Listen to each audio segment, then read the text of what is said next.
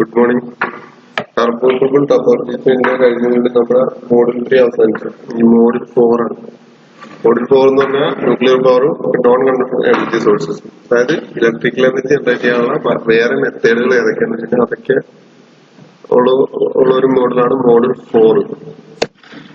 അപ്പൊ എന്താണ് nuclear power plant എന്ന് ചോദിച്ചു കഴിഞ്ഞാല്, നമ്മുടെ ഒരു thermal power plant steam generate ചെയ്യാനുള്ള വെള്ളം ചൂടാക്കാനായിട്ട് ന്യൂക്ലിയർ എനർജി നമ്മൾ യൂസ് ചെയ്ത് കഴിഞ്ഞാൽ അതിനെയാണ് നമ്മൾ ന്യൂക്ലിയർ പവർ പ്ലാന്റുകൾ എന്ന് പറയുന്നത്. അപ്പോൾ ഒരു തെർമൽ പവർ പ്ലാന്റ് എല്ലാ കമ്പോണന്റും ഉണ്ടാവും, എക്സെപ്റ്റ് കൽക്കരിയോ കോളോ കത്തിക്കുന്നതിന് പകരം നമ്മൾ ന്യൂക്ലിയർ എനർജി ആയിരിക്കും അതിൽ യൂസ് ചെയ്യുക ഹീറ്റ് ജനറേറ്റ് ചെയ്യാനായിട്ട്. ഇവിടെ നമുക്ക് ലേഔട്ട് നോക്കി അറിയാൻ പറ്റും. ഒരു ന്യൂക്ലിയർ പവർ പ്ലാന്റിലെ റിയാക്ടറിന്റെ അപ്പുറത്തേക്ക് ഒരു ഹീറ്റ് എക്സ്ചേഞ്ചറിൽ നിന്ന് വരുന്ന ഈ ഇതിനകത്ത് വെള്ളം നമ്മൾ തിളപ്പിച്ച് പവർ ജനറേറ്റ് ചെയ്യും. ഈ explain the theory of nuclear power engineering. എന്താണ് ന്യൂക്ലിയർ പവർ എഞ്ചിനീയറിംഗിന്റെ തിയറി? അതായത് ഒരു ഹെവി ന്യൂക്ലിയസിനെ ഒരു ന്യൂട്രോൺ കൊണ്ട് ബോംബാർഡ് ചെയ്ത് കഴിഞ്ഞാൽ ആ ന്യൂക്ലിയസ് 2 മാസമായിട്ട് മാറുകയും ആ ടോട്ടൽ മാസ് ആദ്യം ഉണ്ടായിരുന്ന മാസുമായിട്ട് ഈക്വൽ അല്ലാതായിരിക്കും. അവിടെ വരുന്ന ഡിഫറൻസ് ഇൻ മാസ് എനർജി ആയിട്ട് കൺവേർട്ട് ചെയ്യുകയും ചെയ്യും. When unstable heavy nuclear are bombarded with high energy neutrons, it split into several small fragments. These fragments of fusion products are about equal to half the original mass. ഇത് ആദ്യം ഉണ്ടായിരുന്ന മാസിന്റെ പകുതി ആയിരിക്കും ഇത്.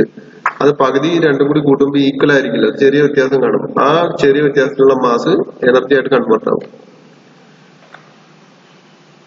The sum of this mass of this fragments is less than the original mass. This missing mass is converted into energy. ഇതാണ് ഒരു വലിയ nucleus.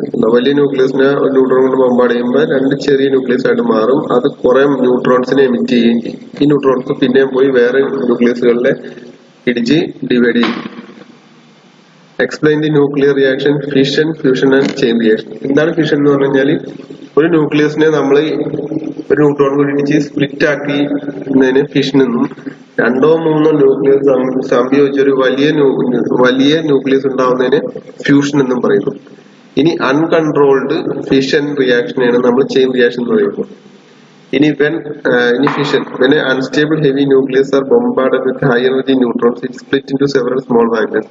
These fragments of fission products are about equal to half the original mass. This process is called nuclear fission. 2 of the neutrons are emitted. The sum of this mass of these fragments is less than the original mass. This missing mass has been converted into energy. Fission has occurred when nucleus of heavy atom captured a neutron, or it happens spontaneously. Fusion. It is accompanied by the release of absorption of energy, which allows the matter to enter into plasma state. The fusion 2 nuclei with lower mass than iron generally release energy, while fusion occurred nuclei heavier than iron absorb energy. Nuclear energy can be released by fusion of 2 light elements. The power of the fuel of the sun and stars are nuclear fusion. Unlike nuclear fission, there is no limit on the amount of fusion that can occur. ഇനി chain reaction. ഈ uncontrolled nuclear fission is called chain reaction. അതായത് നമ്മൾ ഒരു ന്യൂക്ലിയസിനെ bombard ചെയ്ത് കഴിഞ്ഞാൽ അതിൽ നിന്ന് emit ചെയ്യുന്ന ന്യൂട്രോൺസിനെ നമ്മളൊന്നും വെച്ച് അബ്സോർബ് ചെയ്യാണ്ട് വിട്ട് കഴിഞ്ഞാൽ ന്യൂട്രോൺസ് വേറെ ന്യൂക്ലിയസുകളിൽ പോയി ഇടിച്ചിടിച്ച് ന്യൂട്രോൺസ് എമിറ്റ് ചെയ്തുകൊണ്ടിരിക്കും. ഇതൊരു അൺകൺട്രോൾഡ് ന്യൂക്ലിയർ ഫിഷൻ ഉണ്ടാക്കും. അതിനെയാണ് ചെയിൻ റിയാക്ഷൻ എന്ന് പറയുമ്പോൾ. ഒരു ആറ്റോമിക് ബോംബിന്റെ എക്സ്പ്ലോഷൻ ഒരു ചെയിൻ റിയാക്ഷൻ ഉദാഹരണമാണ്.